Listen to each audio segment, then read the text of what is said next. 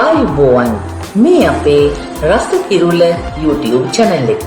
බෙලවරක කාලා අහක දාන කොස්සට වලින් රසම රස මැල්ලුමක් හදන්නයි අද සූදානම. කාටත් අඟහිඟ දෙනනේ මේ කාලේ අර පිරිමැස්මින් කටයුතු කරන්න පුළුවන් නම් ඔබත් හොඳ ගෘහණියක්.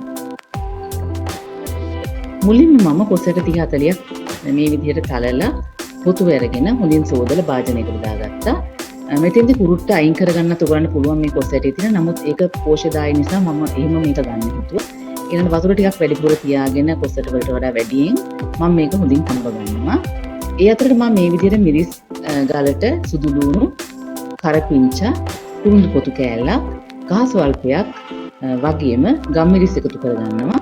මෙතෙන්දි ගම්මිරිස් ටිකක් වැඩි වුණොත් තමයි අපේ මෙල්ලුම ගොඩක් රස. කොච්චි කරල් කීපයක් එකතු කරගන්න පුළුවන් නම් වඩා හොඳයි. ඊළඟ මම මේකට අබ කුඩු ටිකක් එකතු කරා ලුණුත් එක්ක.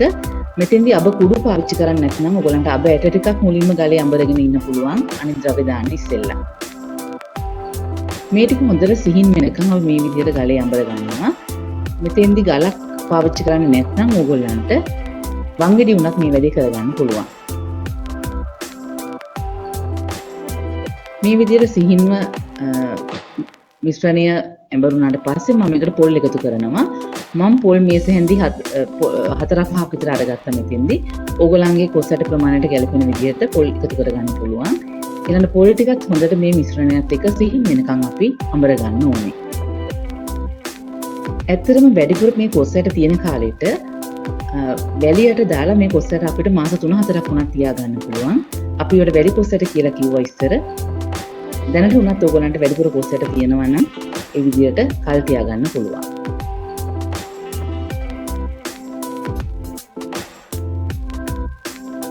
මෙන්න මේ විදිහට වටේට තියෙන මිශ්‍ර වෙලා නැති පොල් ටික ආපහු මේ විතර ලං කරලා මම හොඳට මේක සිහින් වෙන්න අඹර ගන්නවා. මේ තියෙන මේ විතර අඹරගත්ත පොල් ටික මම මේක දැන් වෙනම භාජනයකට අයින් කර ගන්නවා. දැන් කොස්සර ටික තෙම්බිලාද කියලා බලන්න ඕනේ. අපි බලමු එකක් අරගෙන. හරි කොස්සර ටික තෙම්බිලා තියෙන්නේ. මම දැන් මේකේ වතුර ටික අයින් කර ගන්නවා පෙරලා. මේ තියෙන මේ විදිහට වතුර පෙරලා අයින් කරගත්ත කොස්සර ටික මම මේකට ලුණු ස්වල්පයක් එකතු කරනවා. අපි පොල් මිශ්‍රණයට ලුණු දාලා තියෙන නිසා බොහොම පරිස්සමින් තමයි ලුණු ටික දාලා මේක කලවම් කරගන්නේ මේ විදිහට.